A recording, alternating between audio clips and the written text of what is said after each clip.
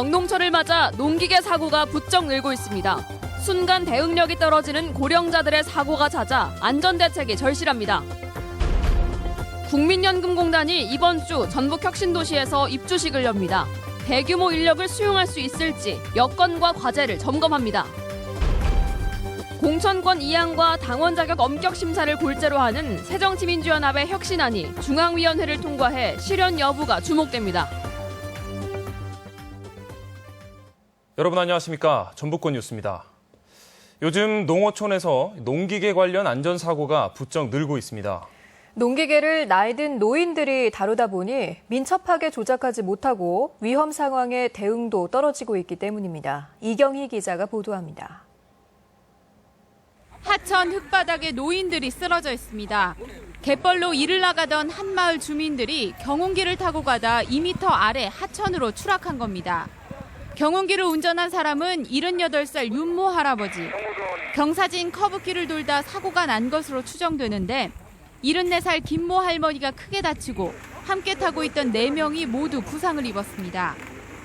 최근 들어 농어촌의 농기계 안전사고가 급증하고 있습니다. 올 들어 도내에서 트랙터나 경운기 등 농기계 안전사고는 모두 130건이 발생해 지난해 같은 기간보다 30%가량 늘었습니다. 사고 원인은 부주의나 운전 미숙 등이 대부분인데 농촌의 인구 고령화도 원인으로 꼽히고 있습니다. 농기계 운전자 상당수가 사고 대처 능력이 떨어지는 고령의 농민들이어서요. 큰 인명사고로 이어지는 것 같습니다.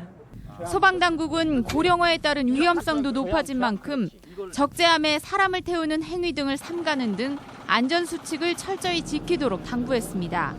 MBC 뉴스 이경입니다. 진범 논란을 겪고 있는 익산 택시기사 살인 사건의 파장이 커지고 있습니다. 사건을 담당했던 경찰서 게시판에는 항의글이 빗발치고 있는데요. 대법원이 재심을 결정했지만 며칠 남지 않은 공소시효 탓에 재판에서는 피의자의 억울한 옥살이 여부만 가려질 듯합니다. 보도에 강동혁 기자입니다.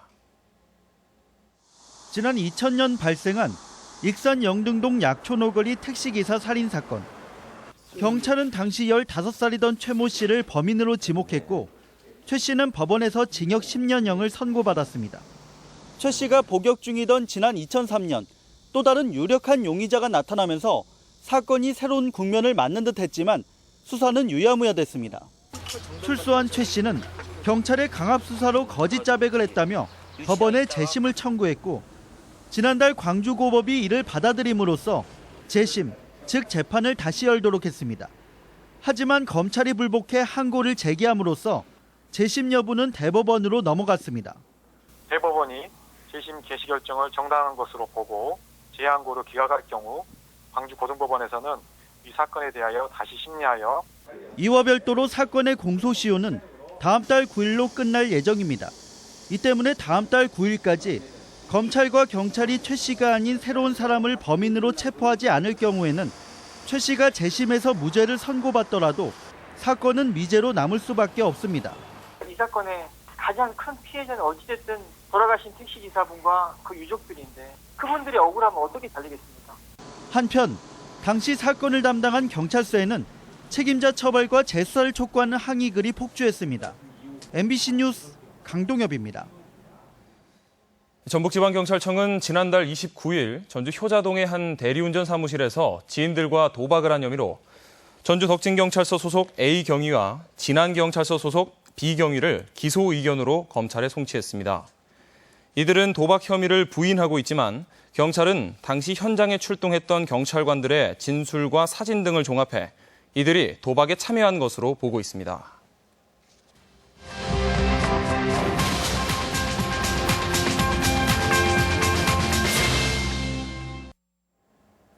국민연금공단 전북시대 개막을 앞두고 준비한 연속 기획입니다. 이번 주에 청사 이전식을 여는 국민연금은 내년에 기금운용본부까지 옮겨오면 전북도청과 맞먹는 1000명의 인력이 상주해 지역경제의 활력소가 될 전망인데요. 공단 전체 7,000명 가운데 본사로 추가 이전할 수 있는 숨은 인력도 적지 않아서 앞으로 귀추가 주목됩니다. 유룡 기자입니다. 네덜란드 남부 인구 20만의 작은 도시 헬렌. 1970년 국민연금과 공무원연금이 정책적으로 이전되면서 도시는 활력을 얻기 시작했습니다. 연금 수요 증가로 직원 500명으로 시작한 공단은 3,000명이 넘게 급성장을 했습니다. More or less 3,000 people. Most of them are administrators and ICT professionals. 본사 직원이 이처럼 크게 늘어난 것은 연금 상담과 수령 업무를 도와주는 전화 상담원 같은 직원들이 대거 늘었기 때문. 국민연금 전북본사도 현재 직원이 700명에 달해 적지는 않지만 직원이 300명인 콜센터가 서울 등 5대 도시에서 아직 옮겨오지 않았습니다. 검토는 꾸준히 하고 있고 또 일부 이제 정치권에서는 이제 요구를 하고 있는데 사실은 이제 그거는 좀 더 중장기적으로 장애인 업무가 최근 공단 사무로 추가되면서 직원 200명이 일하는 장애심사센터가 문을 열었지만 역시 서울에 자리를 잡았습니다.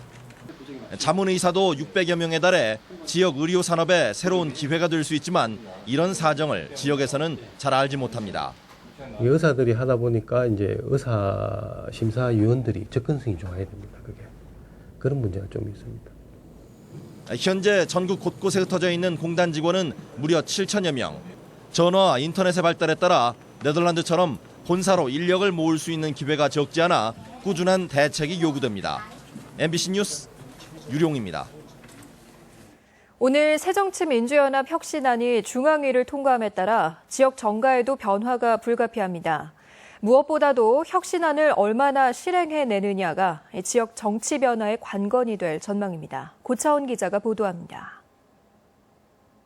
새정년이 앞으로 당비 대납을 통한 이른바 종이당원을 없애기로 했습니다. 신고센터를 설치해 당비 대납 감시를 강화하고 어길 경우 당직 정지는 물론 공천 불이익도 주기로 했습니다.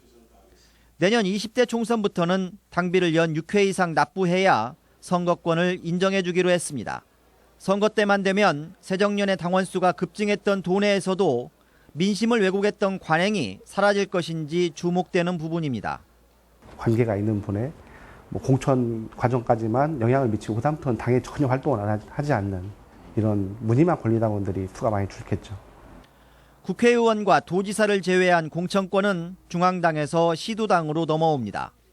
그전에는 시도당이 후보를 추천하면 최고위원회가 공천자를 확정했지만 이제는 시도당이 최종 결정을 할 수 있게 됐습니다. 도당에다가 이제 권한을 대폭 주는 건데 도당에서 어떻게 운영하느냐에 따라서 지역 패권이 더 강화될 수도 있고 공정에 갈 수도 있고 뭐 그러겠죠. 혁신 성공 여부는 실천 의지에 달려 있습니다. 전북 정치권의 절대 우위인 새정년이 바닥 정치 풍토를 바꿔내면서 국민 기대에 부응할 수 있을지 시험대에 섰습니다. MBC 뉴스 고차원입니다. 세계문화유산인 미륵사지의 관광지 조성 사업이 급물살을 타게 될 전망입니다. 익산시는 금마면 일대 10만 8천여 제곱미터에 전통 음식점과 광장, 공원, 녹지 등 관광 기반 시설을 설치하기로 하고 올해까지 71%의 토지에 대한 보상을 마친 데 이어 내년에는 공사에 들어가 2018년까지 사업을 마무리할 계획입니다. 전라북도의 수출 증가세에 힘입어 무역 수지가 호조를 보이고 있습니다. 자동차와 선박 관련 수출이 호조를 보였기 때문인데요. 과제도 적지 않습니다. 임홍진 기자의 보도입니다. 올 들어 지난달 말까지 전북 지역 무역 수지는 20억 4,300만 달러의 흑자를 보였습니다. 이는 지난해 같은 기간 19억 7,400만 달러에 비해 3.5% 증가한 수치입니다. 무역 수지 흑자는 수출이 42억 3,900만 달러로 전년보다 0.8% 증가한 반면 수입은 21억 9,500만 달러로 1.7% 감소한 데 따른 것입니다. 품목별 수출액은 자동차 13억 3천만 달러를 최고로 화공품, 기계류, 선박 등의 순으로 집계됐습니다. 수입은 화공품, 곡물, 기계류가 많았습니다. 지역별 수출액은 동남아 9억 5천만 달러를 최고로 중국, 중동, EU의 순이었습니다. 수입 역시 중국 의존도가 가장 컸습니다. 상반기 전국 수출액이 5.1% 감소한 데 반해 전북에서는 소폭 증가했지만 전체 수출액은 최근 점차 감소하고 있는 추세를 보이고 있습니다. 여기에다 하반기에는 중국과 미국 G2의 경제 상황을 낙관할 수 없는 가운데 공세적이고 효과적인 해외 판로 개척이 요구되고 있습니다.